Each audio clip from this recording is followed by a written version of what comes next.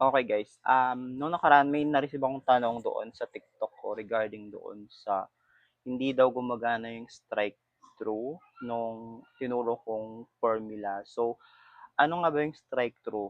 Yung strike through is napaka-useful kapag let's say for example, may mga task tayo tapos kapag chineck natin is mag-i-strike through or parang magma-mark as done yung isang phrase or text. So, parang ganito, eto siya.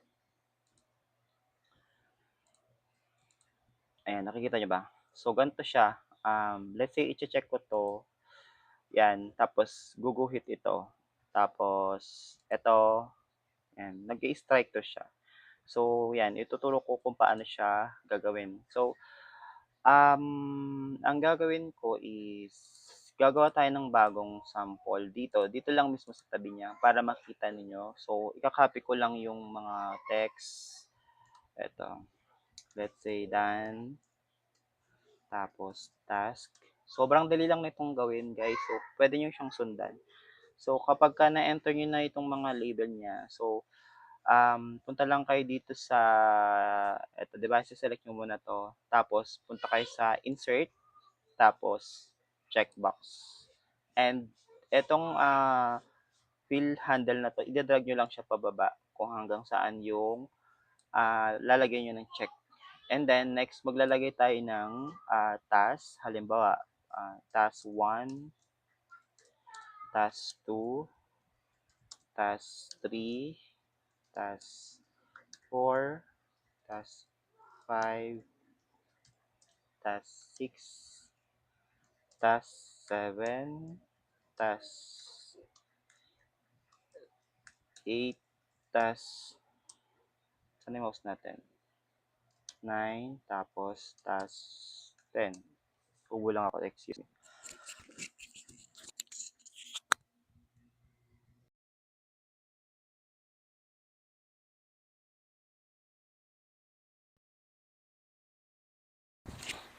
Okay, so tapos na tayo dito sa tawag dito, paggawa ng data natin. So, i-highlight lang na to. I-format natin, pagandahin natin. Lang natin ng borders, tapos i-center align natin. And then, lagyan natin to ng background. So, kayo nang bahala dito kung gusto nyo yung background. Tapos, text color is white. Okay, so, done na tayo sa unang step. So, yung pagde-design, paglalagay ng dummy data, paglalagay ng checkbox. Next is, paglalagay na ng formula. Ilalagay lang.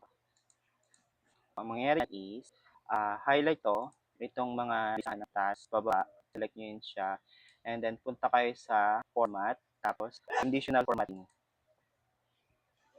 Tapos dito kabila, itong format cells if, papalitan natin siya ng custom formula is. Tapos, ilalagay natin yung formula. So, napakadali lang ng formula nito. Napakadali ng formula nito, guys. Napakadali lang ng formula niya, as in, effortless na. So, gaya nyo lang yung gagawin kong formula. Ito. So, di ba sabi niya dito, kapag, eto, D4. So, sa D4, di ba may check? So, ilalagay niyo siya, equals D4. And then, equals ulit. Tapos, ano yung magiging parang condition niya? Ano yung magiging condition niya kapag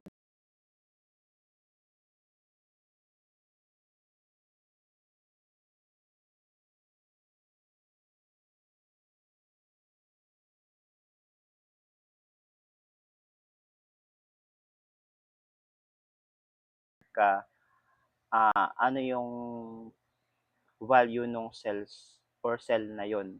So, ganito.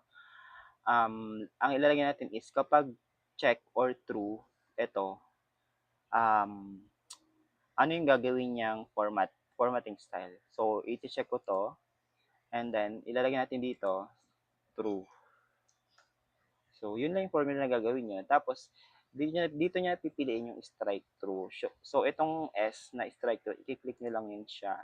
Tapos, pwede yung gawing, ano siya, tawag dito? Underscore, italics. So, tingnan nyo, eto na siya. 'Di ba? Nakita niyo itong, ano ito? naka-italic siya. So, pag i-check ko na siya, idadan mo natin to. Tapos, lagyan natin ng ano, tanggalin natin ng kulay. Or pwede nyo rin lagyan ng kulay. Yan. So, sa sample, di ko lang siya lalagyan ng kulay. Eto na. So, i-check ko to.